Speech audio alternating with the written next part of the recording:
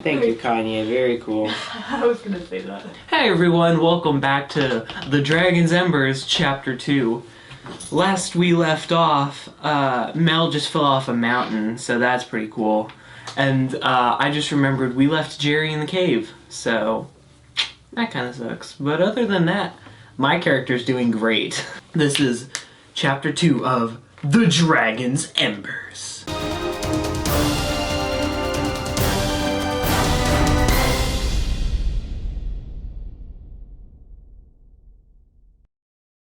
Chapter 2. He just realized Jerry was still in the cave, but then 12 bears surrounded him. Oh, okay. Again with the specific number of a certain animal. 12 It's always bears. 5 bears, or, like, was it 3 wolves? 5 bears, 3 wolves, you know. I don't know. But 12 bears surrounded him. Jack pulled out his sword and stabbed a bear in the back. Holy cow. He had to leave the sword there. He ran. He had a sword My for sword. like 2 seconds. My sword. He had to leave the sword there. He ran and found men at... Sorry. He did not find men at the bottom. He ran and found Mel at the bottom, so he grabbed him and ran. I must be like ripped, because I'm just like, yeah. You stabbed the bear. Oh yeah. Hey movie studios, if you ever want to make a movie of this, I want Dwayne Johnson to play me, okay? And then Mel can be Danny DeVito. We're pretty much making Jumanji. we're pretty much making a Jumanji 3. So Who is Jumanji? he grabbed him and ran. Jack was running, dragging Mel beside him.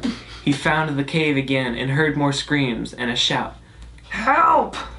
The cry from inside the cave said. The cave was filled with smoke and the ground started to shake and the slimy stuff was everywhere. Then Jack zoned out again. So, that was a lot of information to get in 30 seconds. That's a lot of information to get in 30 seconds. So I'm dragging Mel's, probably dead body. Chased by 12 Fell off a bears. mountain, just got chased by 12 bears. I just lost my sword. So sad. And then I run back to the cave for some reason.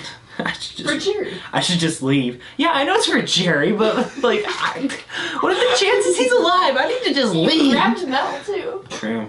See, now you're being a decent Maybe friend. I am a good friend. I'm trying to change my ways. And then the ground starts shaking. This cave fills with smoke, and then there's like all this goo is on the ground. I don't know what's with the goo. Picture like Nickelodeon slime. Yeah, me too. JoJo's Siwa gonna come out here or something? And the ground started to shake and the slime was everywhere. And then Jack zoned out again. Everything was a blur and he heard a voice. Jack! Jack, wake up!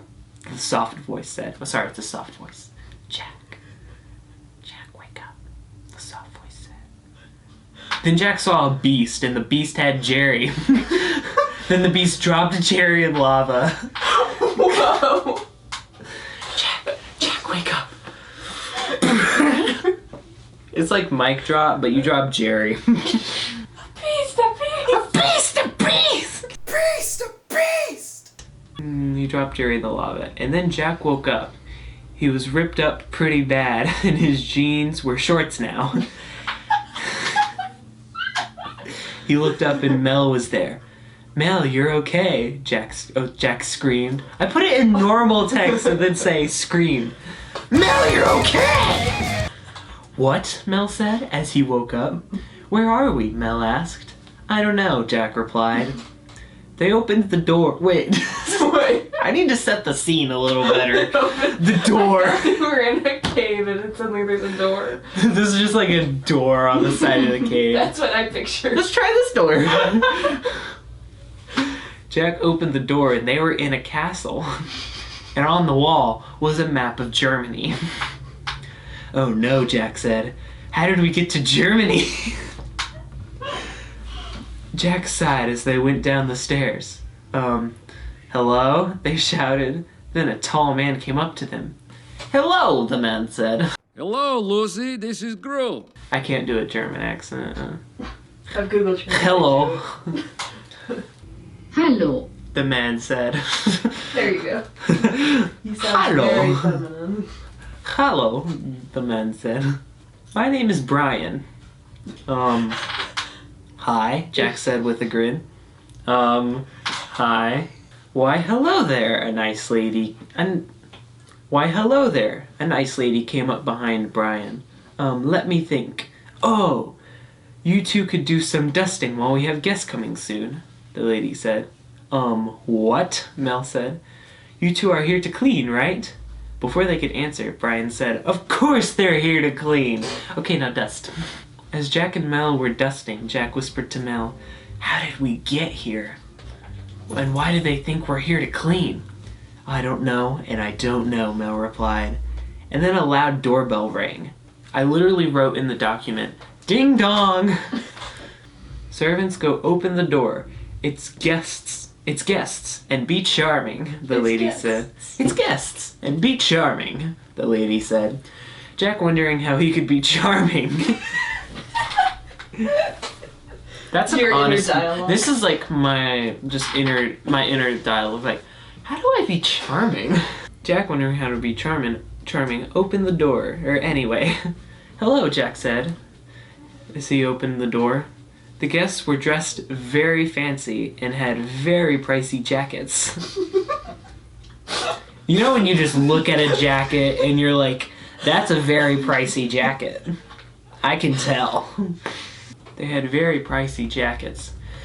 The guests came in and took their jackets off and put them on Mel's head. What do I do with these jackets? Mel asked Jack. I don't know, Jack replied. Jack leaded the guests into the living room. While Mel took the jackets to the basement to burn them.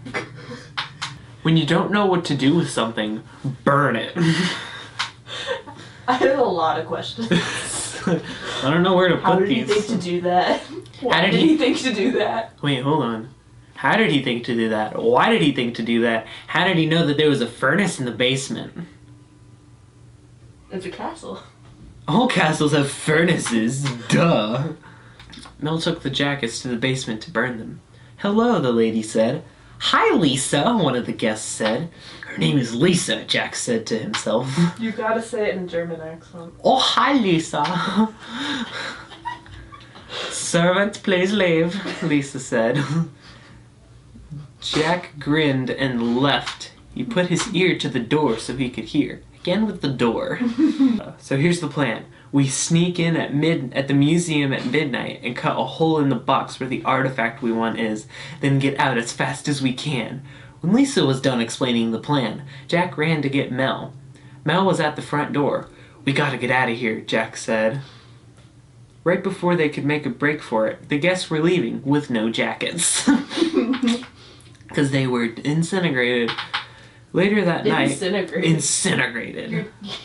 Disintegrated or incinerated? Incinerated. Disintegrate. I don't know. Disintegrated. That's... What's the word on the street? Disintegrated.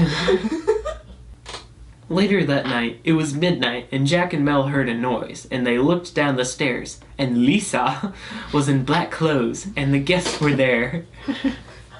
Her party guests are helping her pull off her museum heist. Oh my goodness, Jack whispered, and then it got worse. Brian was right behind them. They need to, like...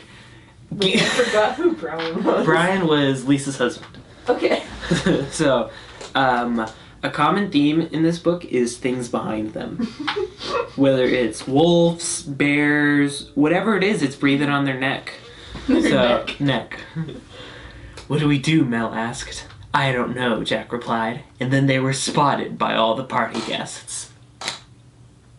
Ah, it's the servants. Who cares? Silly American boys. We found them in the cave. Aren't they delightful? Aren't they delightful? They dust. Well, that is the end of chapter 2, everyone. You call this literature? A 2-year-old could have written this. This is literature? A 2-year-old could have written this.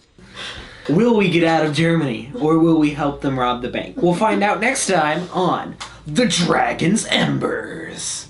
Subscribe down below if you want to find out what happens. Alright, we'll see you next time. Peace out. That was threatening. That was, see you next time.